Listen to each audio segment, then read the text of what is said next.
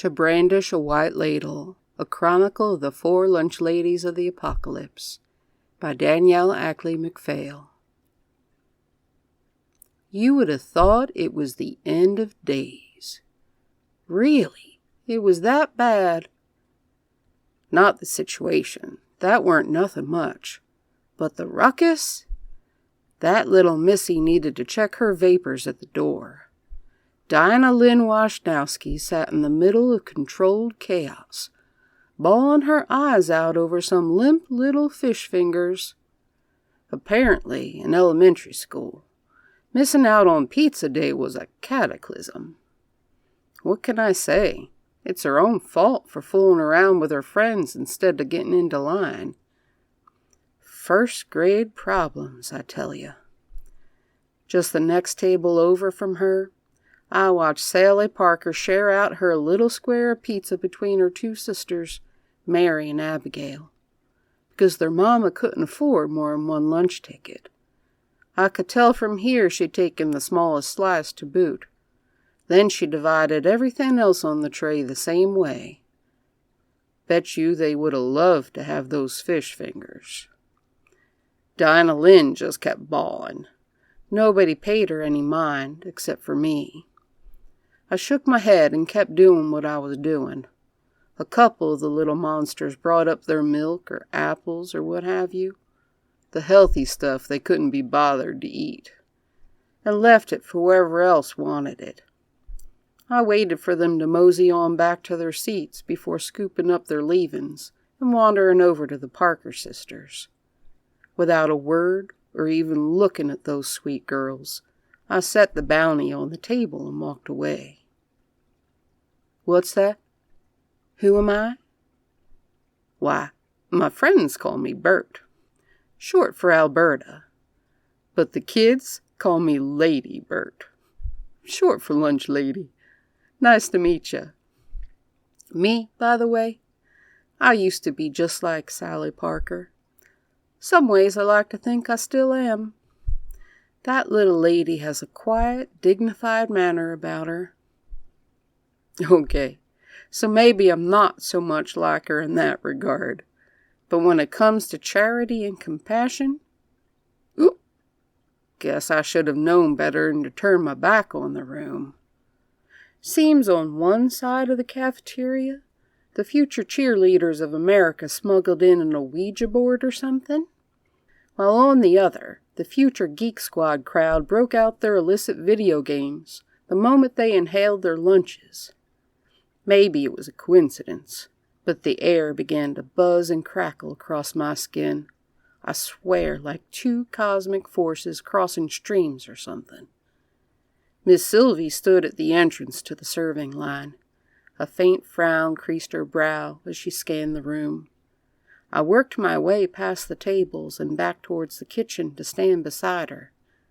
We were quite the pair, her petite and pale and willow switch thin, her braided hair as black and shiny as a licorice twist, and me as plump and rosy as a Georgia peach, with my corn silk golden hair and a stylish updo.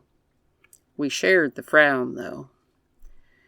Whatever charged the air, the kids felt it. You could tell in the way they fussed at one another. What's going on? I swear, I must smack that girl silly some day. Tabby came up sudden-like behind us, tugging at her spiky lime sherbet hair and snapping the gum she wasn't supposed to be chewing. She wasn't much older than the kids sitting out at the tables, but she was one of us. A lunch lady in waiting, as I like to think of her. She had a lot to learn, but certainly seemed willing. I liked the way she looked out for the kids, not quite leaning on the bullies, but always making sure they knew she was watching. Couldn't hardly tell if she was helping the kids or hanging out with them. But she got her work done, and the kids got fed. That's what counted. Well? Don't know, I murmured, rubbing down the hairs prickling on my arms. Best go get Sarge. That would be Josephine. But don't you ever dare call her that. At best she won't answer. At worst, she will." With another snap of her gum, Tabby went to comply. Better her than me. Sarge had a temper when you interrupted her paperwork. Just like the Army, a well-run cafeteria ran on paperwork. Or was that ran away from paperwork? Honestly, I can't keep it straight.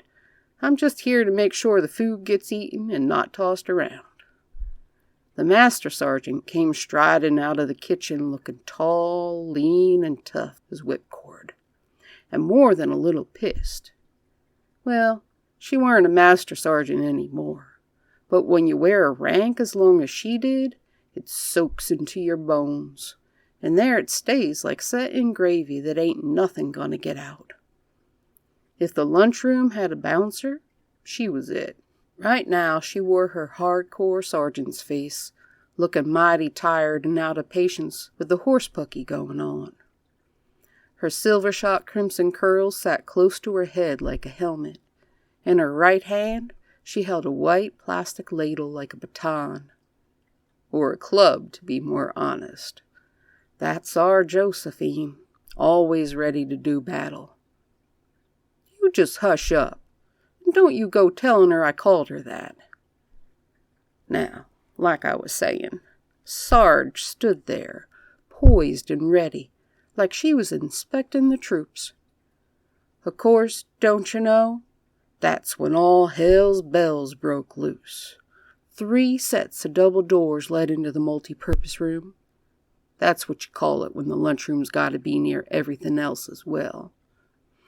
Every blessed one of those doors flew open at once, with a bang you just would not believe.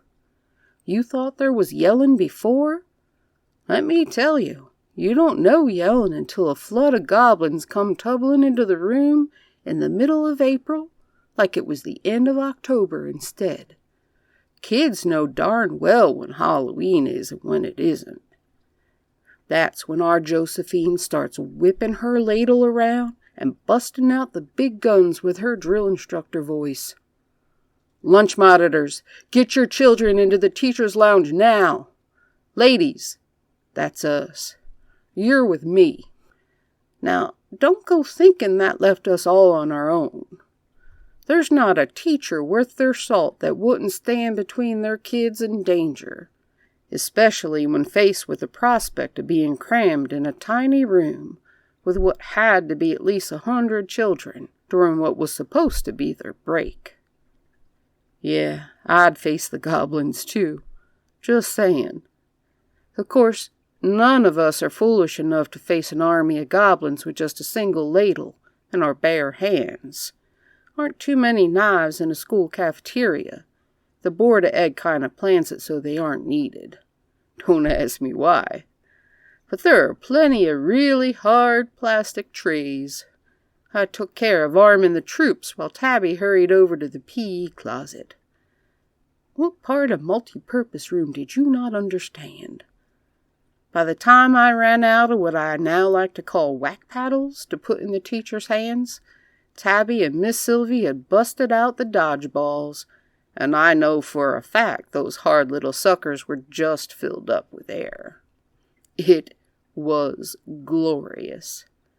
Between Sarge wailing through the horde swinging her ladle, and the teachers flailing about with their whack paddles, and the rest of us beaning those stupid suckers for all we were worth with properly hard dodgeballs, why, we didn't even have to threaten to unleash those kids on those sorry invading buttocks. Having a clue where those goblins came from. Having a clue where they went.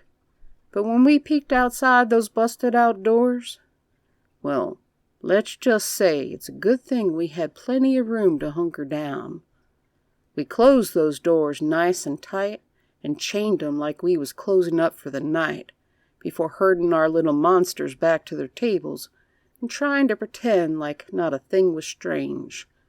You'll excuse me, though, for heading into that kitchen just as soon as I was able to find something a touch more intimidating than a ball or a whack paddle to keep to hand. After all, we can't all be Sergeant Joe. Don't you know, that Dinah Lynn sat right back down where she started, bawling even harder, 'cause some stupid-ass goblin from beyond ate her mangled fish fingers. I guess second choice beats none at all. With long, ground-eating strides, Sergeant Joe went back to the kitchen, coming back out not 10 minutes later with a styrofoam plate in her hand. Crossing the multi-purpose room, she plopped that plate in front of the blotchy-faced little darling. Dinah Lynn looked up at her with big, glistening eyes, then down at the plate holding 2 English muffins from breakfast, smeared with sauce and topped with melty cheese. "Buck up, little girl. It's not the end of the world." Letting out one more sniffly little hiccup, the child smiled, all sunshines and puppies, and started chomping on those makeshift pizzas like all was now right with her world.